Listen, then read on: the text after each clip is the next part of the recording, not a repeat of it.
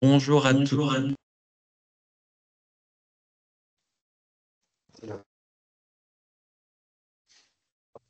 Est-ce que vous nous entendez? Faut que tu coupes le son de ton ordi. Et du coup, Hop, bonjour.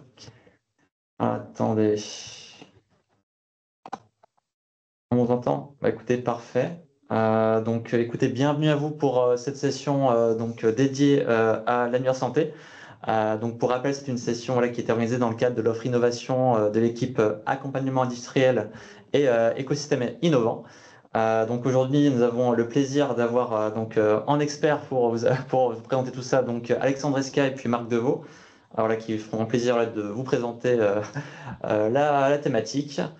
Également, pour information, la session sera enregistrée. Il y aura un replay qui sera disponible et qui vous sera envoyé par la suite, tout comme le support qui vous sera également communiqué. Ne quittez pas jusqu'à la fin, parce qu'à toute fin, il y aura aussi un petit questionnaire de satisfaction pour recueillir un peu vos avis, vos suggestions, vos remarques, pour qu'on puisse nous améliorer de manière continue sur notre offre innovation. Et puis, sans plus tarder, écoutez, moi, je laisse la main, alors qu'à la parole à Alexandre et puis à Marc.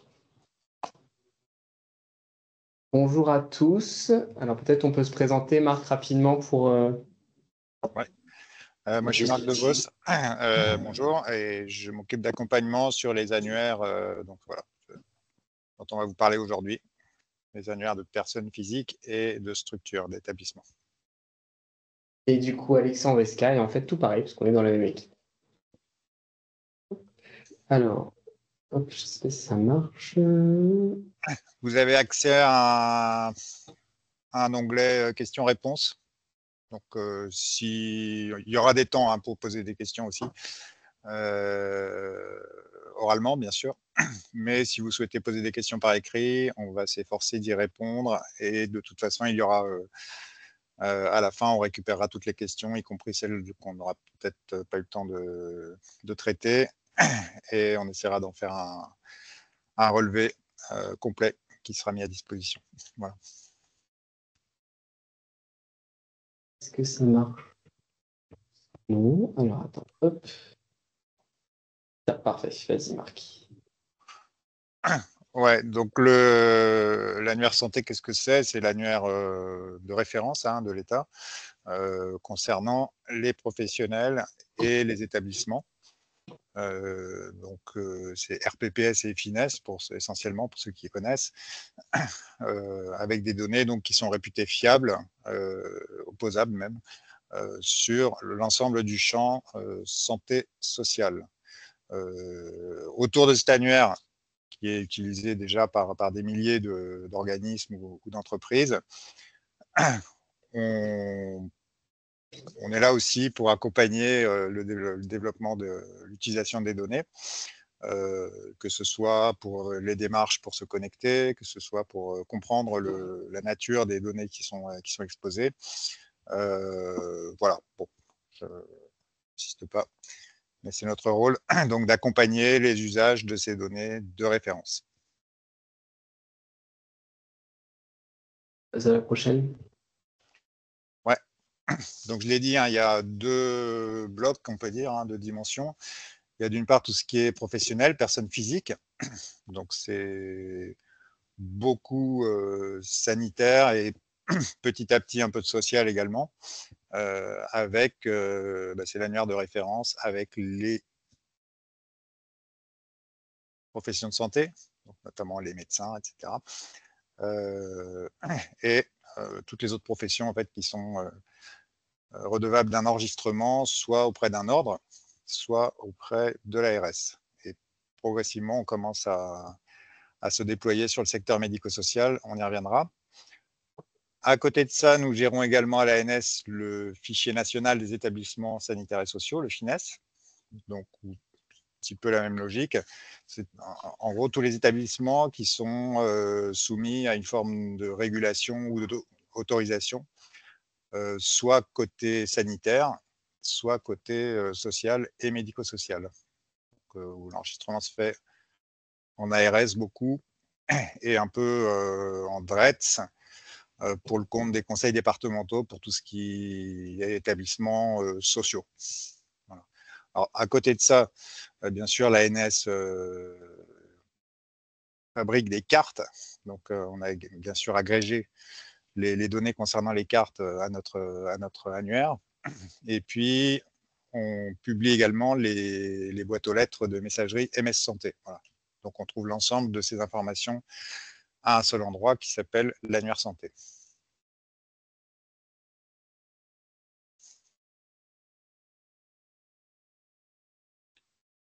Voilà, donc je l'ai dit tout à l'heure, hein, mais le RPPS, donc c'est les ordres, c'est pour les militaires, le service de santé des armées qui enregistre les professionnels de statut militaire.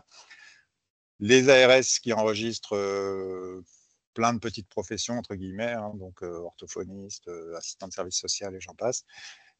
Et puis désormais également les employeurs qui peuvent enregistrer leurs salariés.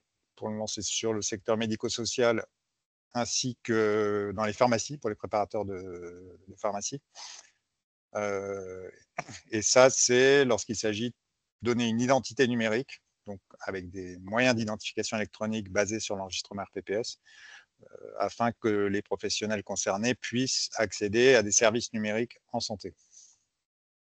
Côté finesse, bon, je l'ai dit, hein, c'est beaucoup ARS et un peu DRETS. Il y a environ 100 000 établissements dans le finesse. Et c'est massivement lié à une logique de régulation de ces structures.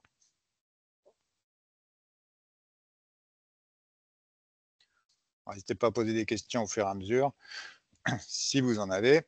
Donc après le contenu un peu plus détaillé, qu'est-ce qu'on trouve comme information concernant les professionnels? Donc, il y a d'une part des données qui sont en libre accès. Alors, tout ce qui est mise à disposition de données, c'est encadré par un arrêté ministériel, notamment parce que bien sûr c'est des données à caractère personnel, donc c'est un arrêté qui traite la dimension RGPD évidemment, et on met à disposition donc ces données en libre accès. Vous pouvez les consulter comme vous le souhaitez, ou les récupérer, les réutiliser. Donc il y a des données dites publiques, et puis il y a quelques données dites étendues ou en accès restreint qui sont réservées à pas beaucoup d'utilisateurs, hein. Ça peut être les ARS, ça peut être les CEPAM, voilà, c'est ce type d'acteurs qui peuvent accéder à ces données. Et vous allez voir, hein, il n'y a pas, enfin, il y a ce qu'on a vu, hein, donc ça fait quand même quelques années qu'on publie l'annuaire, c'est que massivement, il y a beaucoup d'usages qui sont possibles avec juste les données publiques. Donc, vous allez voir le détail. Je ne sais pas, Alexandre, si on peut remplir les cases. Donc, il y a d'abord l'identité. Dans les données publiques, c'est l'identité professionnelle, c'est la plaque du médecin, si vous voulez, pour employer cette métaphore. Donc, avec un numéro RPPS personnel, hein, qui est rattaché à un individu, le nom et le prénom qu'il utilise pour exercer une profession.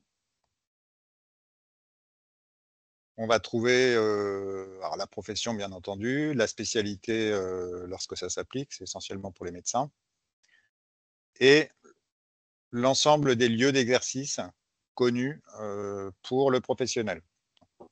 Donc, savoir que les médecins, par exemple, sont soumis à une obligation de signaler leur changement de situation professionnelle. S'ils ouvrent un nouveau cabinet, s'ils prennent un nouveau poste hospitalier, ils sont tenus de signaler ça à l'ordre, moyennant quoi on récupère des informations qui sont avec un niveau de fiabilité relativement élevé. Donc, l'identité, qu'est-ce que le professionnel sait faire en fait, hein, et puis quel est son rôle, hein, dans l'écosystème, et où travaille-t-il? À l'hôpital, dans un laboratoire de biologie, dans un cabinet en ville. Alors, à côté de ça, on trouve des coordonnées professionnelles, le cas échéant, l'adresse MS Santé, pour ceux qui ont une adresse MS Santé. Parfois, il y en a plusieurs. Et puis, on a les données sur la carte, comme je disais précédemment. Et qui est en accès restreint, donc réservé encore une fois à quelques organismes. Tout ça, c'est dans l'arrêté RPPS. Hein. Si vous tapez dans Google arrêté RPPS, vous le trouvez tout de suite. Arrêté de septembre 2022. Voilà, ça détaille plus précisément les règles, en fait, hein, quelles sont les données qui peuvent être mises à disposition, soit en libre accès, soit à certaines typologies d'acteurs. Bon, si vous avez des données publiques, qu'est-ce que vous n'avez pas? Eh ben, c'est l'état civil, donc par exemple l'âge du médecin. Si on veut faire des études de démographie médicale, là, il faut aller dans les données étendues.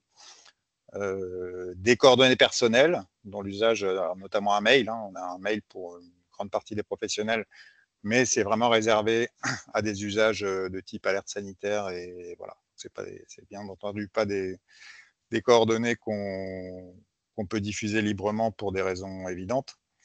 Voilà, par ailleurs, les langues parlées, ça c'est plus dans des circonstances où voilà, il y a un quart de touristes d'un pays qui a un accident. C'est intéressant de pouvoir repérer quels sont les médecins qui, dans le coin, connaissent la langue en cause. Voilà. Donc ça, oui, on a fait en très très résumé le contenu.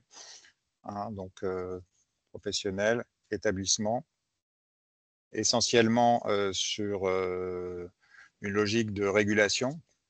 Un médecin est dans le RPPS parce qu'il remplit les conditions pour être médecin, avant tout. Hein, donc inscription au tableau de l'ordre. Et puis, vous avez vu la nature des données aussi qu'on diffuse. Donc, je ne sais pas si ça amène des questions ou si on peut enchaîner. Il n'y a pas de question dans la... Ah si, Dans j'ai le pas chat. vu. Il y a une question si, dans la partie Q&R. Alors, attends, j'ouvre. Tac.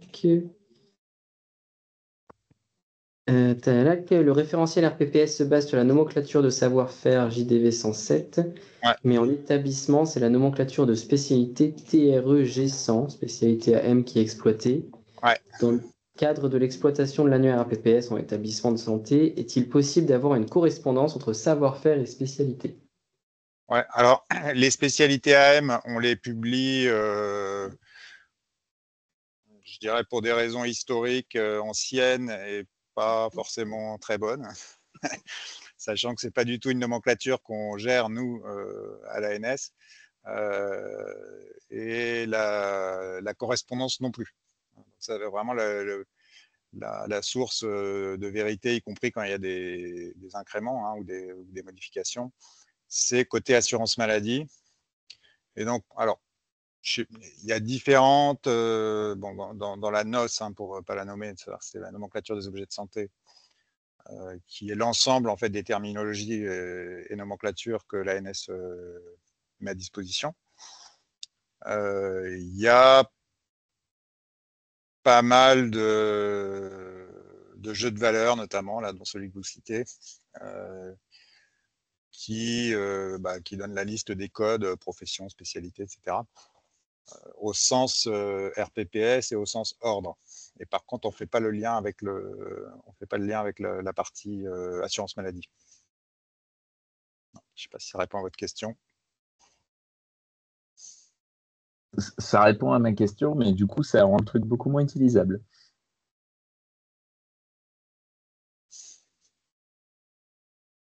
Est-ce qu'il y a d'autres questions avant de passer à la suite?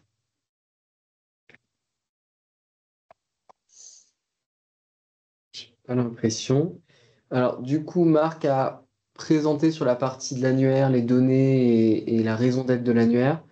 Moi, je vais enchaîner plus sur la partie, alors, si ça marche, sur les services de publication. Donc, une fois que les données sont présentes dans l'annuaire, comment vous pouvez faire pour les récupérer?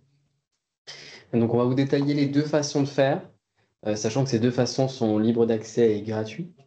Donc, il y a une première façon qui est faite sur le site de l'annuaire. Donc, peut-être que vous y avez déjà été, c'est le site annuaire.santé.fr.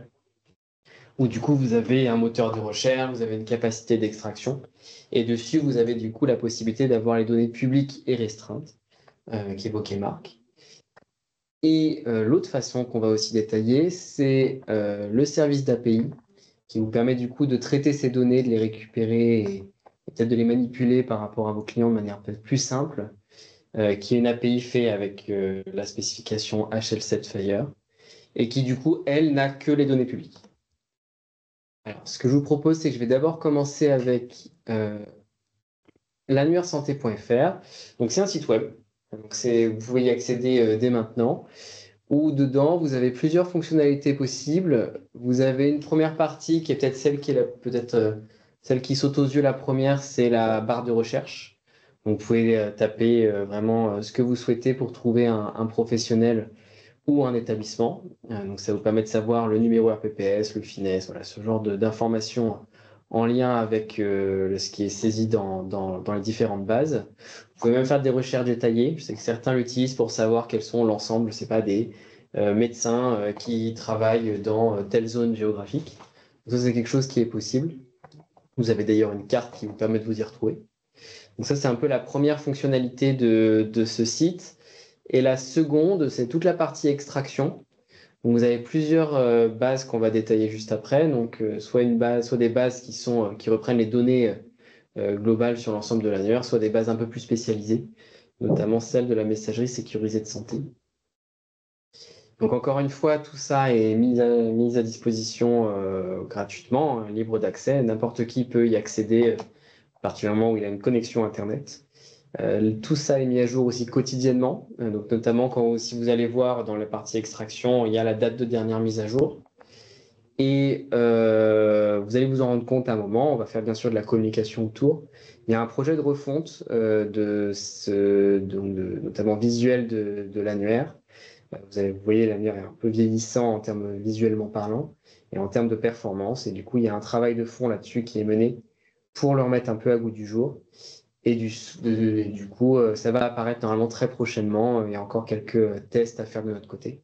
Et du coup, vous aurez le nouvel IHM tout beau, tout propre, qui correspond du coup aux mêmes fonctionnalités. Hop. Alors, si je reviens sur la partie plutôt extraction, qui est peut-être quelque chose qui vous intéresse un peu plus. Donc, c'est des fichiers qui sont en format texte ou CSV. Là-dessus, vous avez des fichiers assez classiques. Et vous avez 3 types de fichiers. Donc, le premier fichier qui est vraiment l'ensemble des professionnels de santé qui sont autorisés à exercer. Donc, avec toutes les informations que Marc vous a citées juste avant sur les données, bien sûr, publiques. J'entends, il n'y a pas cette extraction en données privées sur l'annuaire. Donc, vous avez l'ensemble des informations ici. Vous avez une deuxième extraction qui est, elle, plutôt sur les cartes. Donc, vous avez toutes les cartes actives avec le lien des professionnels qui vous permet derrière de savoir à qui est telle carte. Donc, ça reprend les CPS et les CPF, donc seules les cartes qui sont liées à un numéro RPPS, bien sûr. Et vous avez une troisième extraction qui, elle, est sur les messageries sécurisées de santé. Donc, c'est une extraction, c'est un autre onglet. Il y a un onglet extraction libre accès, un autre onglet extraction messagerie sécurisée. Et là-dessus, vous avez les fichiers sur l'ensemble des adresses utilisées et avec le lien donc, de la structure et de la personne physique à côté. Pour celles et ceux qui ont accès aux données restreintes, donc comme a dit Marc, qui est bien réglementé par les textes de loi, donc c'est pas tout le monde qui puisse y avoir accès. Vous avez une fois que vous pouvez vous connecter en fait sur ce site Annuaire Santé pour derrière accéder aux données restreintes. Et derrière, vous avez un lien de téléchargement qui est aussi disponible pour derrière récupérer l'ensemble des données, compléter les données restreintes.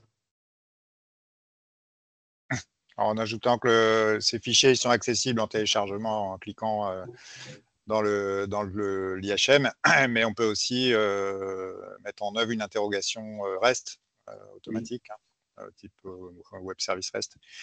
Et il y a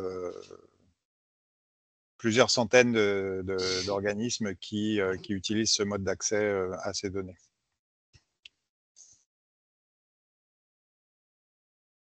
Alors justement, pour compléter ce que vient de dire Marc, on vous a cité quelques exemples d'usage. Donc c'est vraiment par rapport à ceux avec qui on a l'habitude de travailler et qui utilisent l'annuaire santé, notamment les extractions. quels usages ils en ont. Alors, globalement, vous allez voir sur l'ensemble de ces usages, il y a un point commun qui est quand même la vérification de l'identité, parce que c'est quand même la notion première de l'annuaire, de s'assurer qu'un professionnel est bien autorisé à exercer et sous quelles conditions, enfin sous quelle spécialité notamment. Donc là-dessus, ça va être le grand usage que vous allez retrouver. On a des personnes type structure de santé qui utilisent cet annuaire. Donc ça va permettre notamment de récupérer l'identifiant national, donc le RPPS, de s'assurer de son identité, les fameuses qualifications que j'évoquais juste avant. Et ensuite, au-delà de leur établissement, il y a une vraie notion de maillage territorial avec s'assurer peut-être avoir un annuaire de correspondants pour faciliter la coordination ville-hôpital. Donc ça, voilà, c'est des exemples qu'on a de notre côté par rapport aux structures de santé. Si je me place sur la partie porteur de projets nationaux régionaux, il faut savoir que l'annuaire, c'est ce qui va alimenter par exemple le DMP, notamment par rapport à l'offre de soins en termes professionnels et activités. Et du coup, c'est là-dessus que vont se baser les règles métiers. Donc, comme vous savez, je pense probablement, l'accès au DMP est défini par rapport à une matrice qui, en fonction de la profession, vous donne accès à différents documents ou non. Et en fait, c'est grâce à l'annuaire et par rapport à la profession ou au rôle qui est saisi dans le RPPS que le DMP va savoir ce que la personne a le droit ou non d'accéder. Et du coup, ils se servent de l'annuaire santé pour récupérer ces informations-là. Il y a après, bien sûr, ils s'en servent aussi pour consulter les activités du professionnel, savoir où il travaille. Voilà. Et ensuite, si je me place sur la partie industriel éditeur, ces extractions vont quand même permettre aussi de la partie synchronisation d'un annuaire local. Donc chaque établissement a un peu son annuaire de leur côté ou même vous dans vos bases de données. Donc ça permet de se synchroniser et de récupérer certaines informations ou savoir si la personne est toujours en droit d'exercer ou non. Donc là-dessus, vous pourrez faire ce travail de comparaison. Ça permet aussi de récupérer l'identifiant national, bien sûr, ou les identifiants nationaux pour alimenter les métadonnées de documents. Voilà. Comme un peu largement donc l'identité du professionnel. Peut-être ajouter que pour ceux qui sont concernés parmi vous par le Ségur, dans les exigences Ségur, il y a des exigences autour de l'annuaire, hein, donc autour de l'identification de l'utilisateur d'une part, et l'identification d'un correspondant lorsqu'il y a matière à échanger des données de santé avec un tiers.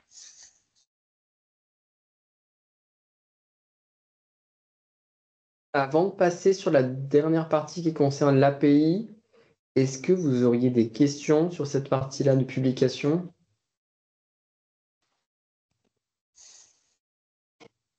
Sur le team, j'ai l'impression qu'il n'y en a pas. C'est bon pour tout le monde. J'enchaîne du coup sur la partie API. De toute façon, je pense que Jules, en fin de présentation, on aura le temps. Donc, si vous avez des questions, n'hésitez pas, on peut les garder aussi pour la fin.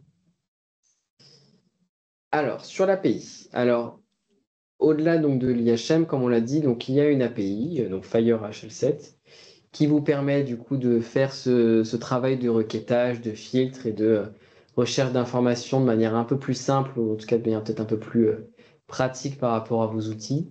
Et du coup, là-dessus, on s'est basé sur la norme d'échange de données de santé qui est celle communément acceptée, et donc sur lequel vous pourrez faire toutes les recherches que vous voulez. De notre côté, cette API est encore en version bêta, elle est encore en phase de test.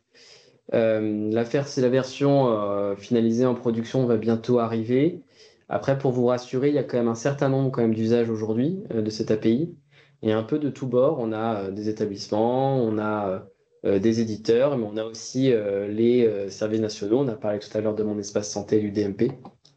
Voilà, ils se servent aussi de ce type d'éléments. Du coup, elle est quand même très fiable aujourd'hui. Donc, n'hésitez pas, si jamais ça vous intéresse, même si elle est en bêta. Là-dessus, vous pouvez vous en servir sans problème. Hop, alors, il y a quelqu'un qui veut accéder à la réunion. Hop, j'autorise. Alors, je vais passer à la prochaine. Voilà. Alors, qu'est-ce qui est possible de faire avec cette API? Alors, la manière dont l'API a été faite, c'est que on vous laisse quand même une grande flexibilité dans la manière de requêter ou de récupérer les données pour que derrière, ça puisse se caler à un maximum de vos besoins. Donc, il y a quand même trois différentes manières de le récupérer. Soit vous le faites en full, donc vraiment vous récupérez toute la base d'un coup. Et c'est généralement ce qui est utilisé au début pour initialiser et d'avoir une base propre et clean de l'ensemble des professionnels et des zones d'activité en France. Donc là-dessus, c'est souvent le premier pas qui est fait par les éditeurs. Une autre manière de faire qui est plutôt dans un second temps, qui est le delta, c'est-à-dire plutôt que de chercher à récupérer l'ensemble des données à chaque fois que vous avez besoin de vous en servir. Donc, vous faites une récupération des données, je ne sais pas, tous les jours, tous les 2 jours pour avoir les données les plus à jour. En fait, il est possible de télécharger uniquement le différentiel. Donc, ça vous donne uniquement les personnes qui ont fait des mises à jour, vraiment par rapport à leurs données. Entre les 2 dates fixées, donc de celle que vous venez de télécharger et la dernière fois où vous l'avez téléchargé. Et du coup, ça vous permet quand même un traitement de données qui est quand même plus faible, avec une taille de fichier qui est moindre. Donc généralement, c'est une fois que la personne a fait un full, bah, ça permet derrière de mettre à jour les données et d'éviter d'avoir à tout retélécharger à chaque fois. Et enfin, une des dernières possibilités de faire, de requêter dans cette API, plutôt que d'avoir à télécharger les données et les avoir de votre côté, il est possible de ne pas le faire et de faire juste des recherches unitaires. Donc de faire à chaque requêtage ou à chaque recherche de professionnel, de faire cette interrogation directement dans la base. Il faut notamment vérifier les données d'un professionnel. Et ça vous évite à vous d'avoir de votre côté à faire ces téléchargements de données et de l'avoir de votre côté en propre.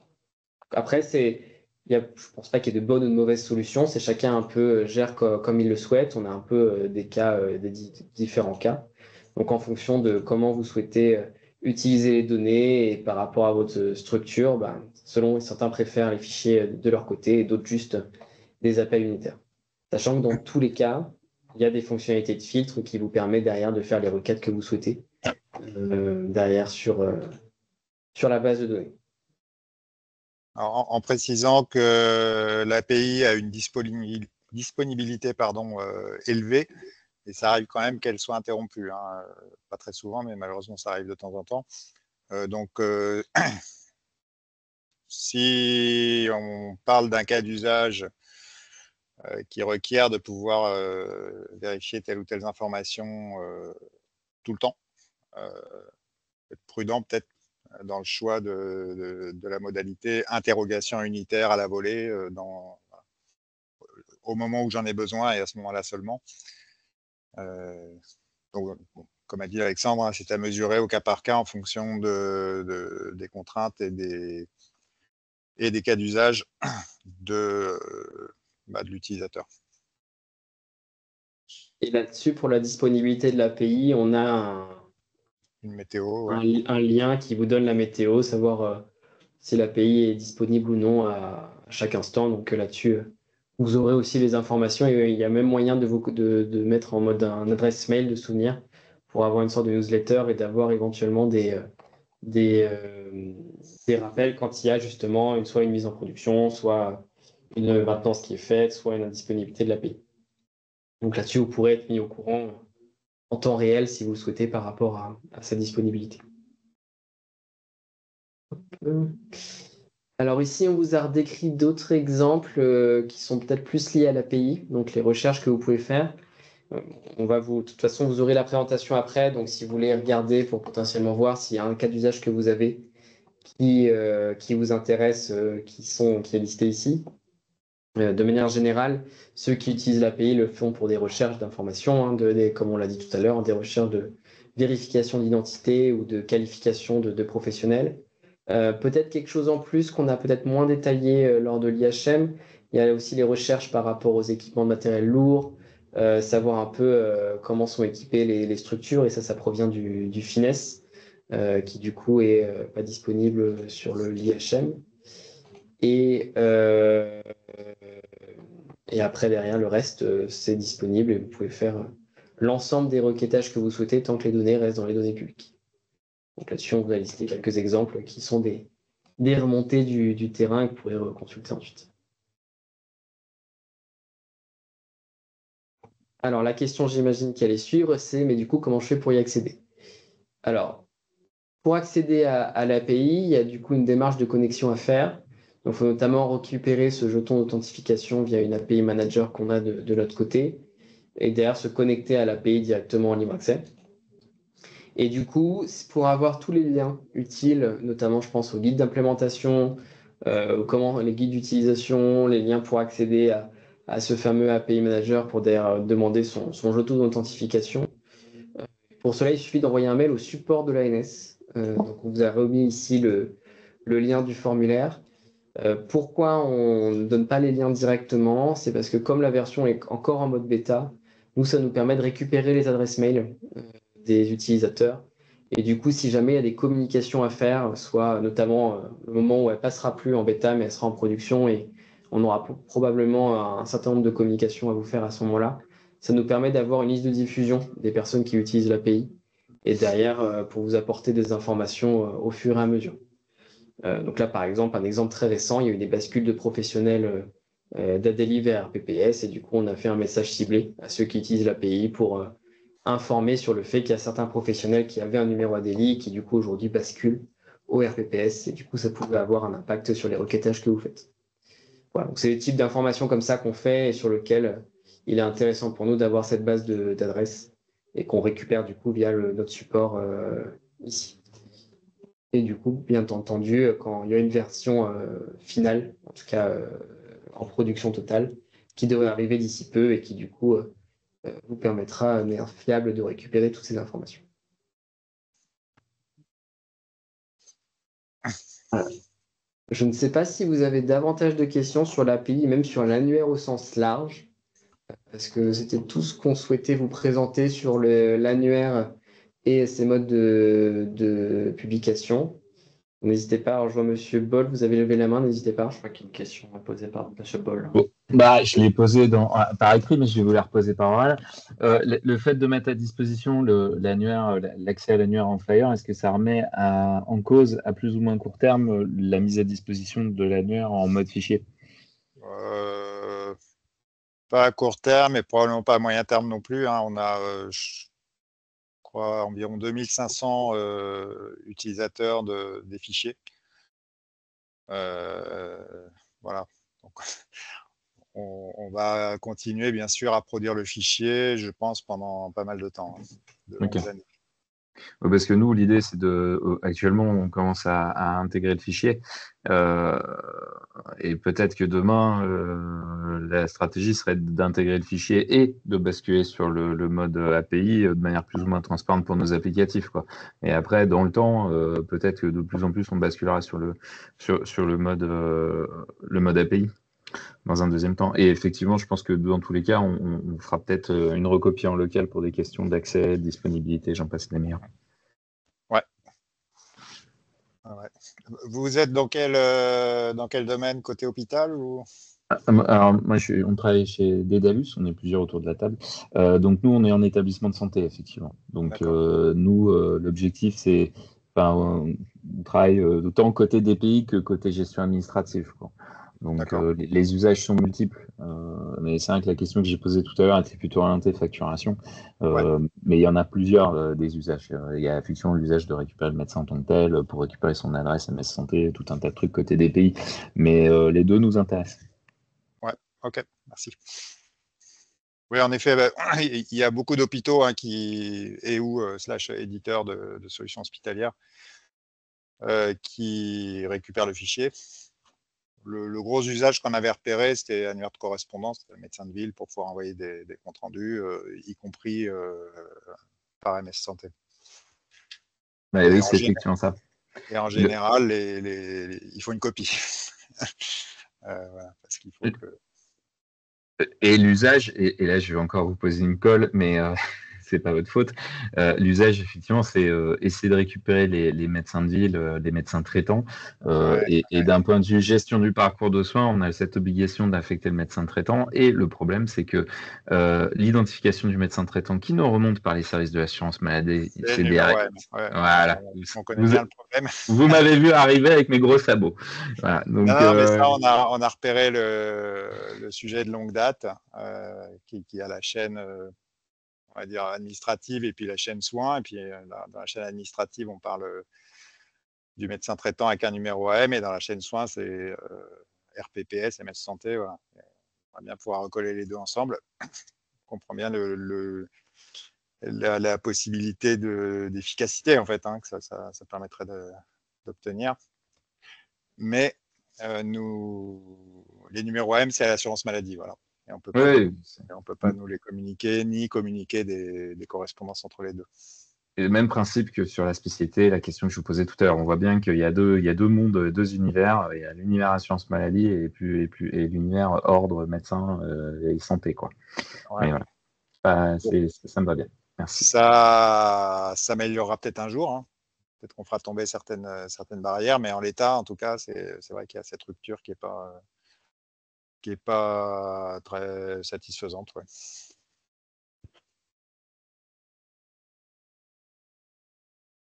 Est-ce qu'il y aurait d'autres questions?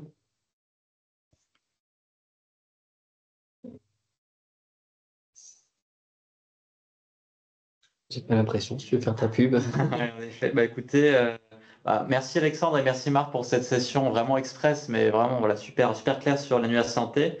N'hésitez pas à revenir vers nous, notamment via la boîte mail innovation@isanté.gouv.fr si vous avez des questions. Voilà, nous, on se chargera de les faire passer aux experts pour vous aider.